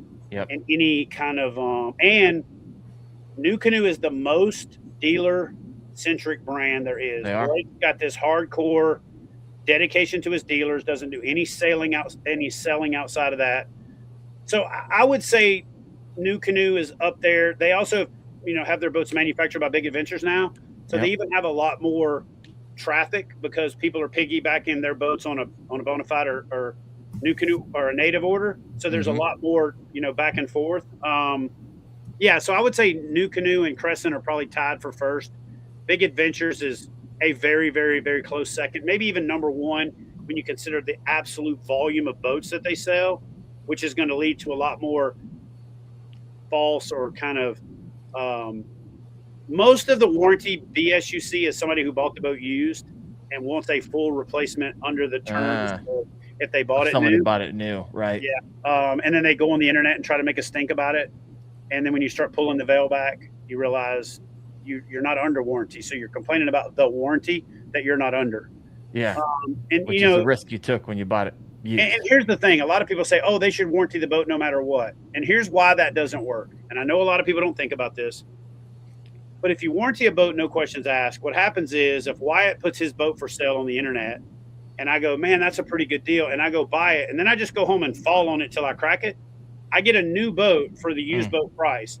And kayak companies will not be around if they start replacing every boat, no questions asked, because when somebody sells a used boat and then the person wants a new boat, all they got to do is crack it and go get a new one. Then we wouldn't have kayaks to fish out of because every kayak company would be out of business in 3 or 4 years. So that's why you can't just have a blanket, we'll replace everything policy. Yeah, that makes sense. But sometimes people suck. Sometimes. Yeah. I as a content creator, just about every day I find a few of them. But there's probably a few hundred that don't suck. So that's where I spend most of my time. Wyatt, what do you think? So yeah, I've had one warranty issue with Old Town, and it was before I was on the pro staff. I kept a cooler under my seat, and it was froze the deck out there, and I stepped on it and cracked the deck. And I called them. I was like, hey, sorry guys, I forgot to register it, et cetera, et cetera. And they said, don't worry about it. They had me a whole new hull in 8 days, I believe. 8 days. They sent me a whole new everything in 8 days. Yeah, and again, like I said, I fired that company back in the day. They're a different company with different people and a different philosophy now than when they first started, for sure. All right, Chad, let's land this plane. Got a last. Let's do a rapid fire. So a few questions here for you. You ready? Yeah. If you could only own I just one, got a text about a perception outlaw already, so here we go. I'm sure people you're gonna be field those for the next couple days. I love it. If you could only own one paddle fishing kayak, what were you choosing? For forever or now? Forever. Yeah, this is the Like thing you're fishing anyone out for that's the rest ever of been life. made? Yep, paddle only. Wilderness Systems Tarpon 140 or Commander 140. Okay. How about pedal drive?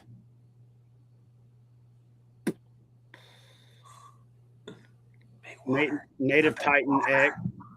Native Titan X, or not the big water, but the PDL 120 from Old Town. Old Town's got the smoothest pedal drive in the game. Drives it. It's smoother. I don't think it's quieter than some of the other ones, but they've got a really nice integration into the boat. You know, the knobs are locking in. It doesn't clunk back and forth. The pedal grip is nice, so you don't have to have the foot stirrups like you're at the gynecologist. So yeah, I would say the PDL and the Titan X. The Titan X is just a really nice platform. Yep. I never loaded it down and like fully fished it with a bunch of batteries and all the stuff like I have with the XTR, but the experiences I've had with it are pretty freaking nice. Okay. Best if you had to one kayak the rest of your life that was stern motor mounted. Attack 140 with a Torpedo 1104 on the back. Really? I thought you were going to say XTR. I would have lost that bet. Well, the XTR is a boat. A bow mount. Let's be real. And it's really good with a bow mount. It's just heavy. The Attack 140 is low profile, doesn't catch the wind. You can still paddle it really well. It's not stupid heavy. Far off the water. I mean, it's literally that heavy. It's got a really good combination of a planing and displacement hull. Great layout. That boat was ahead of its time. If that boat came out again right now with a few tweaks in it, it'd be so. So, but best on the game right now, I said it in a video, and I'm not just saying that because I'm sponsored by them or have a relationship with them. I'll say this on this video. I actually cut my sponsor. You know this, Darren. I cut my sponsorship in half with Bonafide this year, specifically so I could be unrestricted to do kind of whatever I wanted to better serve my community and to just have some fun with a bunch of different boats to really validate, is Bonafide the best kayak out there? Because I've used them for so long that I'm a little biased. Well, a lot biased because I also have input on the design. So, of course, if they make the boat I want, then I'm going to love it. But what the hell was we talking about? I just lost. We're getting to the last. So, would bow mounted motor, would that be the XTR? No, I'm sorry. What I was going to say is the best boat out there right now, if I had to choose the only boat I could ever fish out of that was in production, it'd be the PWR 129 all day. All right. You can bow mount it. You can stern mount it. It paddles well. It's got all the things. You can use the pod if you want to. You can take the pod out and delete it. Yeah, man, I think that's the jam for sure. So with there's a lot of new kayak companies kind of hitting the market. I actually heard from another one this morning I didn't even know about, and they were like, "Hey, you're going to be at ICAST. We'd love to show you this and get your feedback." And it's Wild something. I don't know what it is. They have a website. And it's like, I didn't even know about this one. Camino Journey. Of course, you got FlexJet kind of trickling over in from last year. You got a lot of new kayak companies hitting the market, but you got some new pedal drives. And so, I mean, is there companies wouldn't be creating pedal drives. I've heard of a few other companies who may be coming out with pedal drives. Are pedal drives that popular that there's such a demand for them? Because I feel like companies keep on. I mean, New Canoe actually just kind of discontinued their pedal drive, so you got kind of one going away, a couple more coming in. You got the Traverse drive with Camino Journey, which is just hitting market in the last few months. I figure like if you're going to go pedal drive, a lot of people just go straight to motor. I don't know. It was just kind of a thought that I was having. Here's what I'll tell you. 10 years ago, I used to track this at the national championship. I'd go around and count, and I would interview people and I'd survey people. Do you paddle? Do you pedal? Do you motor? Okay. And when the people would then go from paddling to pedaling, there would be a 2.5 to 3 year gap before they motorized. And then they would ultimately motorize. I have said this from the beginning. There's two types of kayak anglers in the world if you're going to keep doing it. Those who have a motor and those who will. Yeah, I said it. It's what the fact. Most of the people now that are the biggest motor advocates in the world were the ones posting pictures of me with a tombstone saying I killed kayak fishing 10 years ago. I know who you are. I see you all the time. It warms my heart when I see somebody talking about their new sponsorship from a kayak company or motor company for their kayak when they were the anti-motor guy, 10 years ago. So anyway, back to my point. There used to be this, you'll paddle for a couple years, then you'll move into a pedal for a couple years, then you'll move into the motor in a couple years. So there was like this 6-year life cycle, two and two, pretty much. It was kind of like how it worked. What's happening now is people are going directly to pedal drives faster and skipping the paddle altogether. But the window between when they get their pedal drive kayak and when they put a motor on it is continuously closing. Then there's also a direct to motor crowd like there never has been before. So a lot of people are skipping the motor drive or the pedal drive phase unless they're buying the pedal drive as their backup. Oh, I just want to have the pedal drive in case my motor fails. So it's not that pedal drives are dying, and I don't think they'll ever die. It's that the gap between how long it took you to go from I like human powered, I'm using my pedal drive, I'll never put a motor on my boat. And okay, fine. I mean, I just try it to see how I love motors. The gap is closing. And competition has perpetuated that, both innovation and competition in business, but also, I mean, nobody likes going to a fishing tournament and they're pedaling their ass off and they got a little, stream of sweat running down their ass crack, and some dude goes by texting and just smokes their ass. So there's that, you know what I mean? Yeah. And you can go further, you can fish longer. Listen, none of us got into this to wear a skirt, put a nose plug on, and call ourselves kayakers. We're kayak fishermen. We're in fishing kayaks. We got in the kayak to catch more fish, and the motor helps you catch more fish from the kayak. So you're naturally there's going to be your outliers. There's going to be your people that are like, damn, I said 13 years ago on the internet, I'd never put a motor on my kayak. So they're just going to die on that hill. Cool. But there's two types of kayak anglers. Two, those who have a motor and those who will. Or then there's a third category of those who wish they could, but they already said they'll never do it. So they just ain't going to do it. Oh my gosh.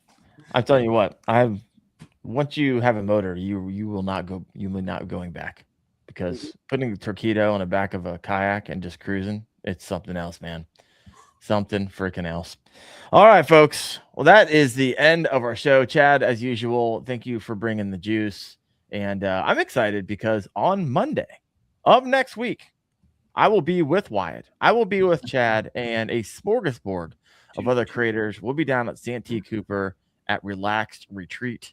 And Chad and I are going to be doing content all week long, maybe with or without his son. But I think Fluke's going to be there. Christine Fisher's going to be there. I mean, the list goes on and on of how many creators are going to be at Relaxed Retreat. It's going to be insane. So I'm pumped about that. Chad and I are going to get out on the lake, hopefully hit up some rivers. We're not fishing the Bassmaster. Weather's going to be a little wild. A lot of rain, some lightning. So that should be interesting. But it's the first time on the lake for me. So looking forward to hanging out with some gators. Chad, I will be offering if you're fishing the Bassmaster event, I got something for you. Ooh, here we go. I'm going to release my top 5 places to fish on Santee Cooper and the top 3 techniques I would use if I was fishing the tournament video a week before the event. I like it. Now that's public information, so it's illegal, and I'm not telling anybody anything that I'm not telling everybody. But I grew up fishing that place. It was the first place we ever had a KBF tournament. It's kind of a coming home of sorts, and I'm excited to get back there and explore some of the old locations, find some new locations. The only reason I'm not fishing the tournament, I do plan on fishing the Bass Nation Kayak Series next year. Actually, my goal is Angler of the Year for the Bass Nation Kayak Series next year. So Wyatt, enjoy your year. Ooh. Next year we're going. I'm just saying that's my goal. I'm getting my fat ass in shape so that I can focus on being in the right mindset, the right everything. But this year I'm going to be going back and kind of doing the experience. And because of the off limits period ahead of the event, I don't want to give up that opportunity to create content. I want to just go fishing and have fun. I'd love to go fish the Cooper River right now, but the gators are mating on the Cooper River. And so it's a good place to get, not in such a good place. Santee Cooper's got a different species of gators. If you look in my book and there's a gator in there, its head looks like a damn hippo, that's on Santee Cooper. I grew up in Louisiana, and we're gators everywhere. You got to shoo gators off the driveway to walk to the bus stop when I was a kid. But Santee Cooper is like the Jurassic Park of gator. They have like a different, I think if they got down in the deep in the DNA, they're like a different species. Not scared of you at all. They're not scared of you at all.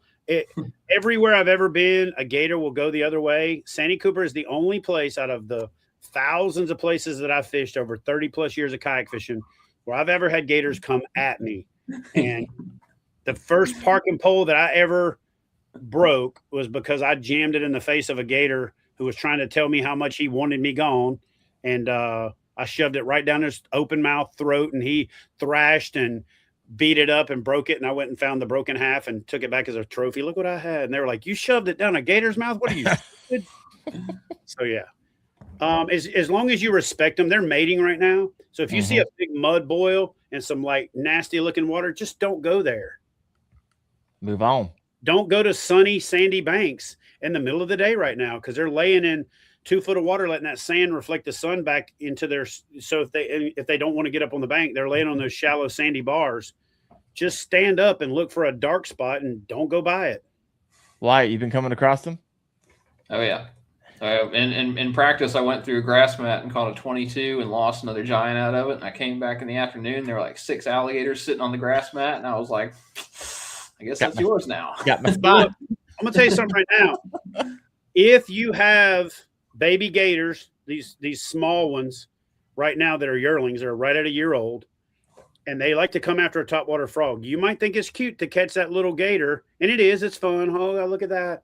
But as soon as that little sucker starts yelping, you're screwed, especially if you can't get out of how you got in that cove, because them big females will be coming at your ass like they're on a string, like they're on rails. So don't mess with them baby gators right now. Don't mess with them ever, but definitely don't mess with them while they're mating and they got those yearling gators. Yeah, don't try to catch them. Don't do it. Oh my gosh. All right. Well, there will not be a show next week or the following week. I'm going to be there next 2 Tuesdays in a row. But after that, we'll get the show rolling again. But appreciate y'all for listening in. We will see you in 2 weeks. Who knows? Chad and I might go live from Santee or the river next week. We'll bring our Starlinks with us. it's going to be a good time. So you're definitely going to be hearing from us on the socials. But Wyatt, Chad, appreciate you as usual. And we'll see you next week down in Santee Cooper. You guys have a good one. All you Old Town Outlaw people, I love y'all. Keep texting Chad all night, 1 a.m., 2 a.m., 3 a.m., 4 a.m., please. We'll see you on the next one. I'll see you. Bye.